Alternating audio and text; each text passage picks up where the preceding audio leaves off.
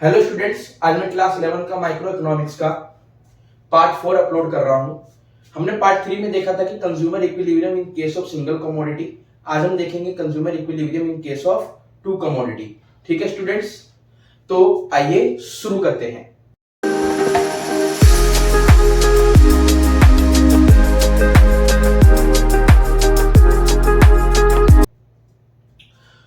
तो देखो गाइस, शुरू करने से पहले मैं एक चीज सबको बता दूं, जिसने भी मेरा पिछला पार्ट नहीं देखा है वो जरूर पिछले पार्ट को देखें, क्योंकि ये तभी समझ में आएगा अगला जब आपको पिछला आया होगा। ठीक है ना, क्योंकि इसमें कुछ बेसिक चीजें होंगी जो बेसिक चीजें मैं पहले बता चुका हूं। अगर जिस किसी को भी मेरा पिछला लेक्चर देखना है इस इकोनॉमिक्स का, तो मैं इसके कंज्यूमर इक्विलिब्रियम के सभी पार्ट डिस्क्रिप्शन में डाल दूंगा, और सभी जितने भी लेक्चर अभी तक मैंने पढ़ाए हैं वो भी मैं डिस्क्रिप्शन में डाल दूंगा। ठीक है ना, तो जरूर वॉच करें उसको, तभी ये आगे आपको समझ में आएगा। ठीक है गाइस, तो स्टूडेंट्स अब मैं शुरू करता हूं consumer equilibrium in case of two commodity. ठीक है स्टूडेंट्स, इसको देखने से पहले जो मैंने यहां लिखा है, इसको देखने से पहले मैं यहाँ पे कुछ आपको राइट डाउन करके समझा रहा हूं, वो देखते हैं। वो अगर आपको समझ में आ गया ना, तो ये तो आप अपने आप भी कर दोगे। ठीक है, क्योंकि आपको जितना अभी दिख रहा होगा यहाँ पे इक्वेशन 1 2, फिर इक्वेटिंग किया मैंने, फिर इतने सारे फॉर्मूले बता दिए, है क्या, है ना।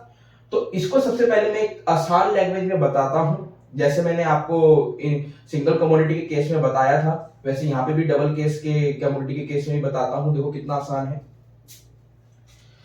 अगर आप कंसेप्ट समझ गए तो लिख लोगे अपने आप ही, मेरे को पता है आप लोग समझदार हुए थे, लिख लोगे अपने आप ही। कंसेप्ट मेरे को समझाना है, लिखना आपको आता ही है।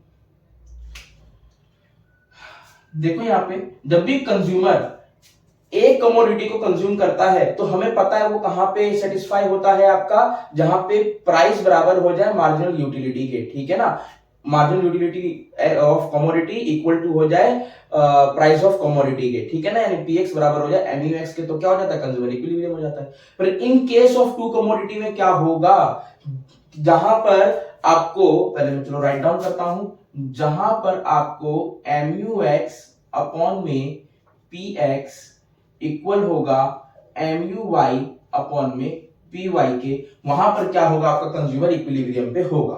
ठीक है स्टूडेंट्स, यानी इसका मतलब क्या है कि X गुड्स से जो भी आपको प्राइस के कंपैरिजन में जो भी आपको यहाँ पे यूटिलिटी मिल रही है, जो भी सेटिस्फेक्शन मिल रहा है, वो Y गुड्स पे भी आपको मिल रहा है, वो दोनों इक्वल है। तो क्या है आपका two case of commodity consumer equilibrium यहाँ पे सेटिस्फाई हो रहा है।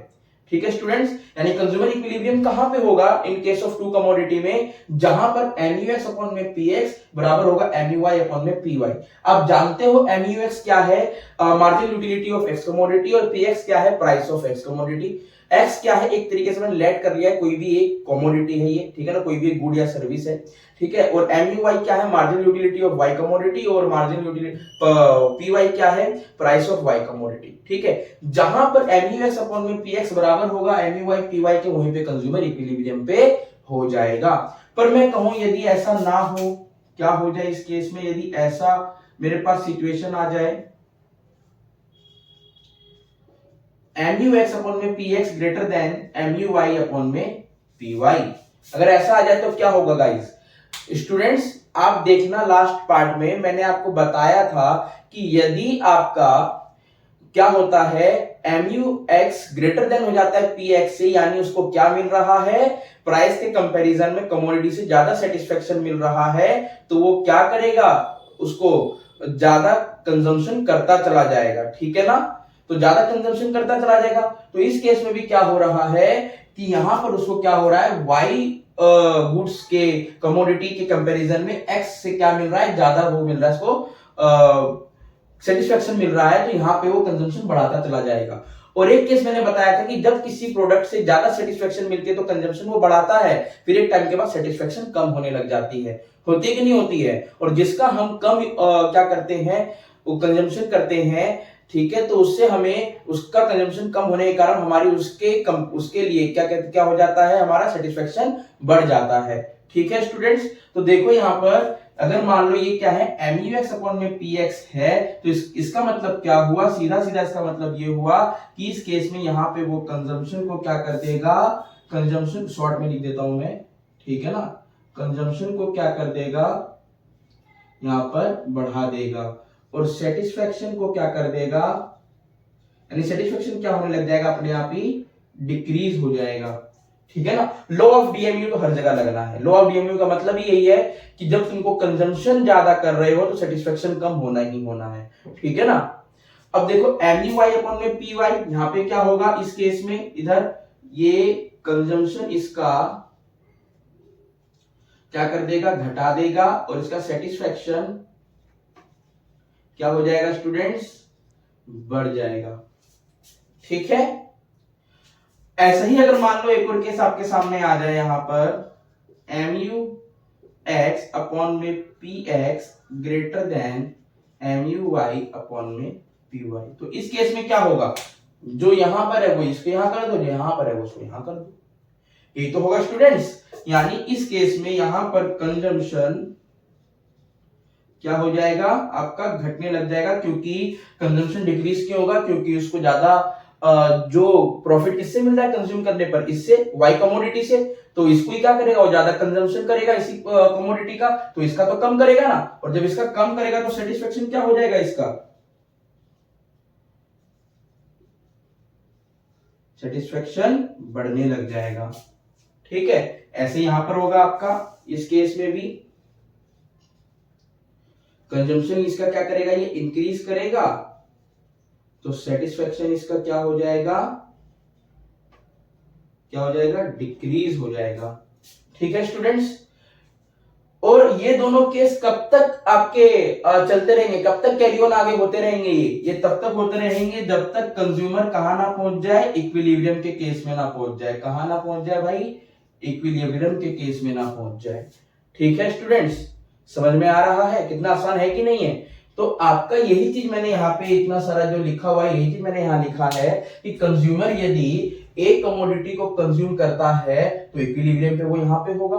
MUM में बता चुका हूं क्या होता है, लास्ट क्लास देखना, मेरा लास्ट पार्ट जरूर देखना आप लोगों को, मैं डिस्क्रिप्शन में लिंक डालूंगा। और वाई कमोडिटी को वो as a single commodity use करता है, तब भी वो क्या होगा, यहीं पर क्या होगा, वो इक्विलिब्रियम पे होगा। अब एक चीज ध्यान से देखना, ये जो दोनों इक्वेशन है ये दोनों MUM के बराबर है ना। जब ये दोनों MUM के बराबर है तो ये भी तो आपस में बराबर होंगे, क्योंकि इन दोनों की वैल्यू आपस में मार्जिनल यूटिलिटी ऑफ मनी के बराबर है। ये भी मार्जिनल यूटिलिटी ऑफ मनी है, ये भी मार्जिनल यूटिलिटी ऑफ मनी है। दोनों क्या है, ये दोनों जब एक दूसरे के बराबर हैं तो ये भी आपस में बराबर होंगे। तो देखो मैंने यहां बराबर करके दिखा दिया इसको। ठीक है स्टूडेंट्स। और जब ध्यान से देखो कि इसको मैं क्रॉस मल्टीप्लीकेशन के थ्रू शिफ्ट कर देता हूं, इसको यहां पर और इसको यहां पर, तो मेरा ये इक्वेशन बन जाता है स्टूडेंट्स। ठीक है ना, कोई डाउट तो नहीं है ना। और ये वाला मेरा फॉर्मूला कैसे बनता है, Px इक्वल टू Py, यानी यदि जहां पर आपका x कमोडिटी का प्राइस बराबर होगा y कमोडिटी के, तो वहां पर आपका मार्जिनल यूटिलिटी x भी बराबर होगा मार्जिनल यूटिलिटी ऑफ y के। ठीक है स्टूडेंट्स। तो ये था आपका two case of consumer equilibrium. ठीक है ना, consumer equilibrium in case of two commodity, काफी आसान तरीके से मैंने बताया है। इसका शेड्यूल आप लोग बना करके मुझे क्या करोगे, टेलीग्राम चैनल में एक बना दूंगा, वहां पर आप मेरे को सेंड करना, देखना मैं आप कैसे बनाओगे इसका शेड्यूल मैं इसका नहीं बनवा रहा हूं। ठीक है स्टूडेंट्स। और अभी तक आपने जो ये जितना पढ़ा, मैंने अभी तक जो पढ़ाया आपको consumer equilibrium in case of two commodity, ये सब क्या था, आपका कार्डिनल अप्रोच था कंज्यूमर इक्विलिब्रियम का। कौन सा अप्रोच था, ये कार्डिनल अप्रोच। अब हम शुरू करेंगे कंज्यूमर इक्विलिब्रियम का ऑर्डिनल अप्रोच। ठीक है स्टूडेंट्स। तो अब ऑर्डिनल अप्रोच देखते हैं हम। ठीक है स्टूडेंट्स। आइए स्टूडेंट्स, अब मैं आपका ऑर्डिनल यूटिलिटी अप्रोच शुरू कर रहा हूं। इससे पहले मैंने जो भी चीजें आपको फिनिश करी थी कंज्यूमर इक्विलिब्रियम में, वो क्या था, आपका कार्डिनल यूटिलिटी अप्रोच। और कार्डिनल यूटिलिटी अप्रोच में आपने देखा कि यूटिलिटी क्या होती है, टोटल यूटिलिटी क्या होती है, और consumer equilibrium in case of single commodity और consumer equilibrium in case of two commodity. अब जो मैं शुरू कर रहा हूं, ये क्या है, मेरा ऑर्डिनल यूटिलिटी अप्रोच, और इसका सबसे बड़ा टॉपिक आपका क्या है, इंडिफरेंस कर्व। अब जैसे टॉपिक का नाम आपका क्या है, कर्व से शुरू हो रहा है, इसका मतलब जो भी ये टॉपिक होगा ये ग्राफिकल रिप्रेजेंटेशन पे बेस्ड होगा।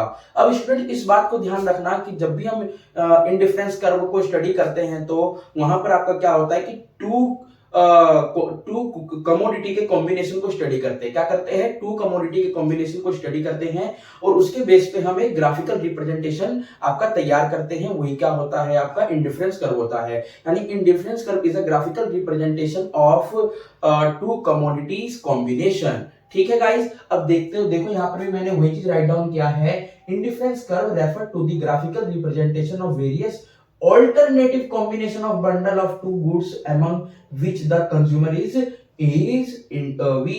different। ठीक है स्टूडेंट्स, अब देखो यहाँ पर इंडिफरेंस कर्व को हम इक्वल सेटिस्फेक्शन कर्व भी कहते हैं और आइसो यूटिलिटी कर्व भी कहते हैं। ठीक है ना। अच्छा, इक्वल सेटिस्फेक्शन कर्व क्यों कहते हैं? आपको उसके लिए सबसे पहले शेड्यूल देखना पड़ेगा इसका इंडिफरेंस कर्व का, तभी आपको समझ में आएगा।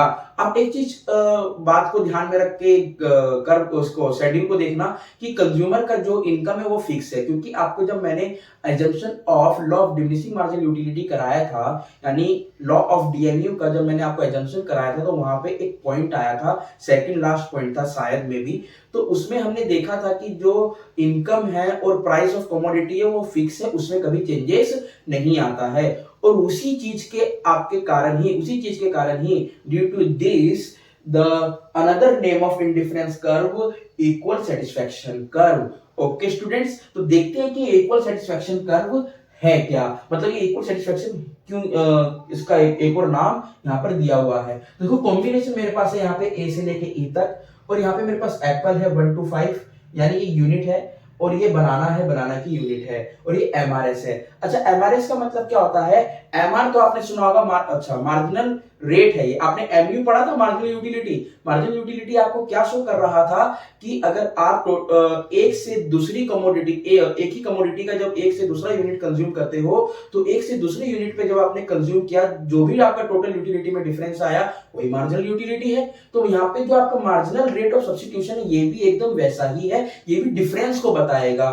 ठीक है ना। जब आप एप्पल और बनाना को कंज्यूम कर रहे हो, तो बनाना आपको आपकी तो इनकम फिक्स है ना, और इनकम फिक्स होने के कारण जब आप एप्पल का कंजम्पशन बढ़ाते जाते हो तो बनाना आपको कम करना पड़ता है, और जितना भी बनाना आपका कम हो रहा है वो क्या है? मार्जिनल रेट ऑफ सब्स्टिट्यूशन है। यानी जिस रेट से आपका जो सब्स्टिट्यूट वहां पे हो रहा है बनाना से एप्पल पर, जिस रेट से हो रहा है उस रेट को ये शो करता है, उसी को मार्जिनल रेट ऑफ सब्स्टिट्यूशन हम कहते हैं। तो देखो स्टूडेंट्स, यहाँ पर क्या है, जब वो एक एप्पल कंज्यूम कर रहा है और उसी टाइम पे ये क्या कर रहा है, जब एक एप्पल कंज्यूम कर रहा है तो 12 यानी बनाना कंज्यूम कर रहा है। इसका मतलब एक एप्पल और 12 बनाना स्पेस की पूरी इनकम क्या हो रही है? एक्सपेंस हो रही है। ठीक है स्टूडेंट्स, तो इस केस पर मैंने डैश क्यों लिखा है यहाँ पर? क्योंकि देखो इससे पहले तो कुछ कंज्यूम नहीं कर रहा, तो डिफरेंस किससे निकालेंगे? डिफरेंस किसी से निकाल ही नहीं पाएंगे, दैट्स व्हाई यहाँ पे मैंने क्या किया है? डैश किया है।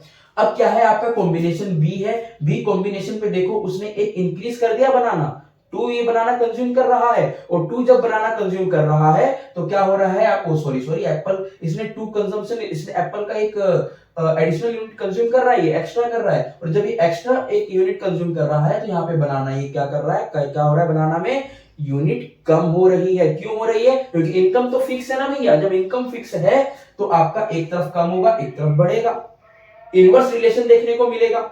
और जब भी ऐसा होगा तो एमआरएस क्या होगा? डेल्टा बी अपॉन में डेल्टा ए, यानी आपका बनाना अपॉन में एप्पल करेंगे तो आपका बनाना का जो डिफरेंस है वो 4 है, एप्पल का डिफरेंस 1 से 2 पे आया तो 1 है, 4 अपॉन में 1 क्या आएगा? आपका 4 आएगा। यानी आपका किस रेट से इसने सब्स्टिट्यूट किया बनाना को? एक एडिशनल एप्पल के लिए 4 के रेट से सब्स्टिट्यूट किया। ठीक है गाइस, अब देखो यहाँ पर आपका अनदर क्या है? 3 आ रहा है मार्जिनल रेट ऑफ सब्स्टिट्यूशन। ठीक है ना। यहाँ पे जब ये 3 क्यों आया? क्योंकि जब इसने एक एडिशनल यूनिट और कंज्यूम किया एप्पल का तो ये तो 3 हो गया, पर यहाँ पे 8 से इसने क्या हो गया? बनाना क्या हो गया? कम हो गया। ठीक है ना, क्योंकि यहाँ पे इसने इंक्रीज कर दिया, बनाना क्या हो गया? आपका डिक्रीज हो गया। कितने यूनिट से? 3 यूनिट से। तो कितने का डिफरेंस? 3 का डिफरेंस। यहाँ से यहाँ पे कितने का डिफरेंस? 1 का डिफरेंस। तो ये कितना आएगा? 3 आएगा। ठीक है स्टूडेंट्स, ऐसे ही मैंने आगे कैरी फॉरवर्ड करता गया हूं, और इसी को मैंने क्या कर दिया है? ग्राफ पर प्लॉटिंग कर दिया है। और जब मैंने ग्राफ पे प्लॉट किया है तो आपका क्या है? यही इंडिफरेंस कर्व है, और यही इंडिफरेंस कर्व को क्या कहते हैं? इक्वल सेटिस्फेक्शन कर्व कहते हैं। इक्वल सेटिस्फेक्शन कर्व क्यों कहते हैं ये तो मैं बताना भूल ही गया, क्योंकि आपका देखो एक कॉम्बिनेशन ये है, आपको 12 बनाना और 1 एप्पल खा के जो सेटिस्फेक्शन मिल रहा है ना, उतना ही सेटिस्फेक्शन आपको 8 बनाना और 2 एप्पल कंज्यूम करके मिल रहा है, क्योंकि इक्वल सेटिस्फेक्शन है। अरे आपका ही तो मन कर रहा है ना, अब हम 12 बनाना कंज्यूम नहीं करेंगे, अब हम 8 बनाना कंज्यूम करेंगे, क्योंकि मुझे एक और एप्पल कंज्यूम करना है। ठीक है ना। और जब आप ऐसा करते हो तो आपका क्या होता है? वो किस चीज को शो करता है? इक्वल सेटिस्फेक्शन को ही तो शो कर रहा है स्टूडेंट्स। तो ये क्या है? आपका इक्वल सेटिस्फेक्शन कर्व भी है। ठीक है, और इसको हम आइसो यूटिलिटी कर्व भी कहते हैं। तो समझ में आया इक्वल सेटिस्फेक्शन कर्व क्यों कह रहे हैं। अब इसी को मैंने ग्राफ पे प्लॉट कर दिया। ये क्या है आपका इंडिफरेंस कर्व। इंडिफरेंस कर्व का मतलब क्या है, इसी में ही क्या आ रहा है, डिफरेंसेस आ रहा है। कंज्यूमर अपने ही कमोडिटी में क्या कर रहा है, डिफरेंस ला रहा है, इसलिए इंडिफरेंस कर्व। ओके स्टूडेंट्स, इसलिए आपका इंडिफरेंस कर्व ये बना है। अब हम क्या देखेंगे, इसकी प्रॉपर्टीज को देखेंगे, और जो कि मैं क्या करूंगा आपको नेक्स्ट पार्ट में बताऊंगा इसकी प्रॉपर्टीज को। ठीक है स्टूडेंट्स, तब तक के लिए जय हिंद।